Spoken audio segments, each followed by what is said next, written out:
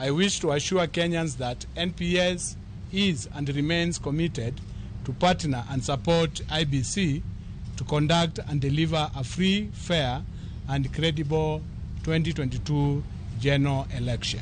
Finally, with regard to investigation revolving around electoral stickers recently imported into the country, I wish to inform Kenyans that the matter has been resolved. Today's meeting, as you all know, arises from the issues about the stickers.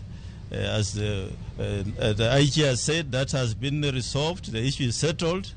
And going forward, we have committed to work together.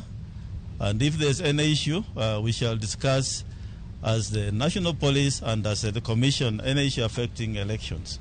So we appeal to Kenyans to turn up in large numbers and exercise their democratic right on the 9th of August.